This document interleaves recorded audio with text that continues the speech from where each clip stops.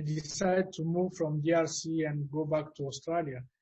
And one of the consultants told me, so I have a friend at Safricas. Safricas, it's a company which are fixing roads in DRC. So he told me, so I can introduce to someone, so you will not, I cannot leave you without job here in DRC.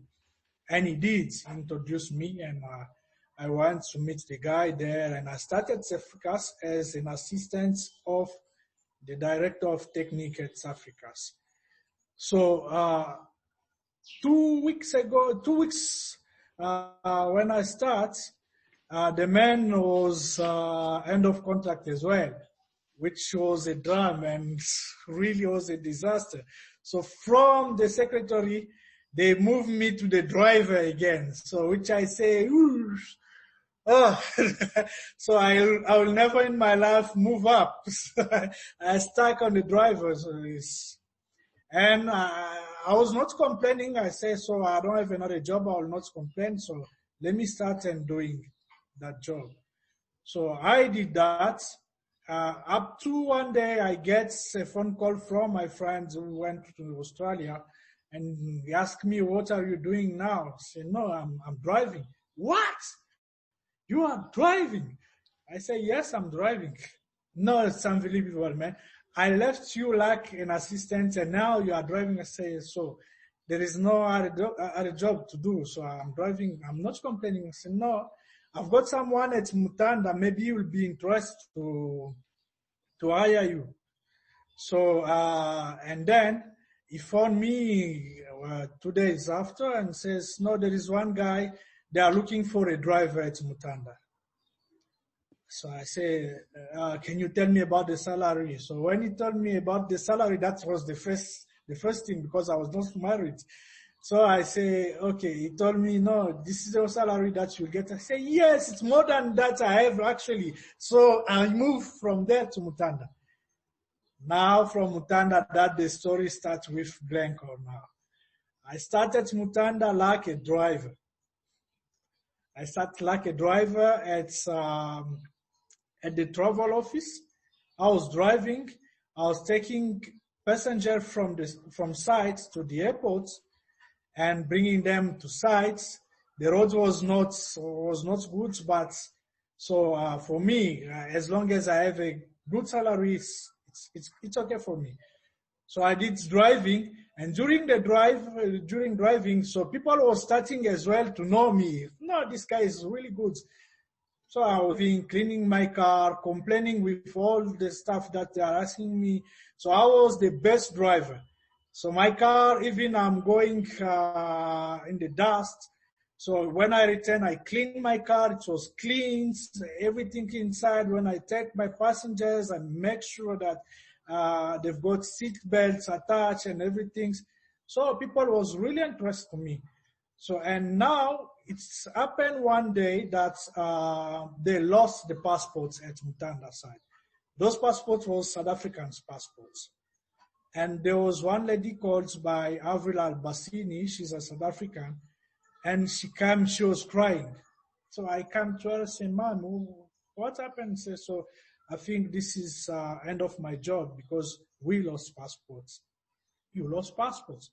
For which nationality?" She said, "South African." I said, "Oh no, I know guys from South Africa's consulate. I know the consulate. I can give him a phone call." And she was looking for me like, "Are you sure what you are telling me?" I say, "Yes, ma'am, I'm sure." "Okay, try." So I did call the consulate at the South African consulate in Lubumbashi and say, "Hey, long time, JP. Where are you?" I say, "I'm in Mutanda. My boss is in trouble now. She lost South African passport." I say, "No, come in Lubumbashi and then I'll see what I can do for her. Come with her in Lubumbashi." So I told her, I say, "Can we take the flight tomorrow?"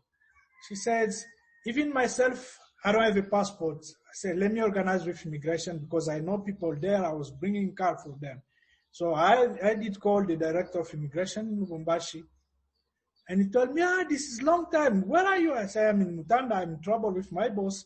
And she said, no, there is no problem. Come with her, I will assist. Then we take the flight with my boss, and she was surprised in Lubumbashi how they take her and up to the consulate. We was like VIPs and, hey, JP, why are you driving? I said, no, it's my job. I'm not complaining. No. Tell me, why are you driving? You are not in the office. No, it's my job. And she gets all the passports in one day. And we take the passport to the DRC immigration. All the stuff was fixing in one day, and we go back and we take our flight.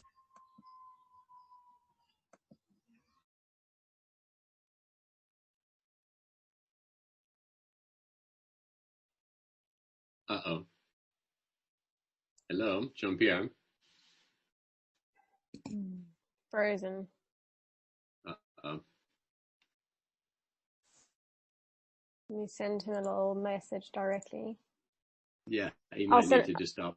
I'll send him a little WhatsApp. Okay.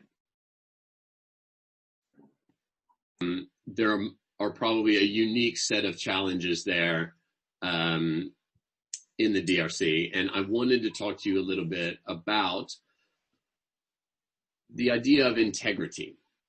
So integrity being, we have the courage to do what's right, even when it's hard. And I want to ask you, talk to me about what does integrity mean for you? And again, a sort of short thought on what it means in your life. What does it mean to have integrity? And then in work. So what is integrity? Yes. It's really difficult in DRC to speak about integrity, but I'll do. Okay, good. For me, speaking about integrity, it means you must do things rightly, without, even it's hard, even it's tough, you must do things rightly, and you must respect things rightly, and comply with regulation and other stuff.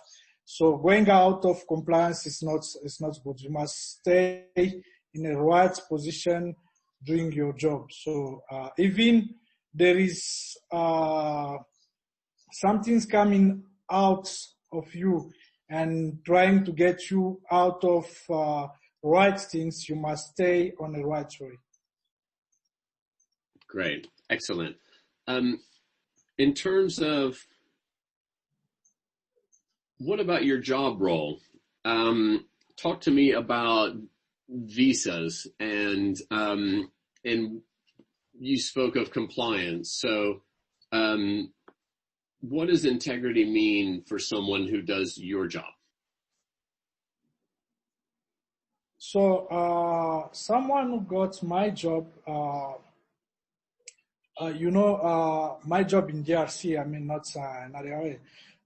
So, in this side, to speak about integrity, it's really, really, really hard, but we did it and we make it in the team.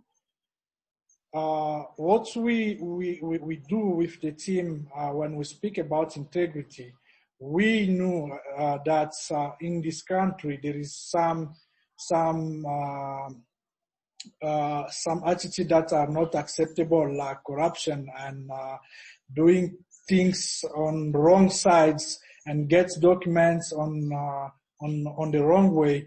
So speaking about that in the team, we convinced them that we must comply, even it's really hard, even it's really tough, we must comply and stay complying. So that I can say what we do with my team here. It's not easiest. It's really hard this side because people they don't understand to do things right. They usually doing things wrong here, but we make it. At the moment, we are the first team in DRC that did things on the right way and comply. Great. Is it important to be trustworthy? Yes, it is.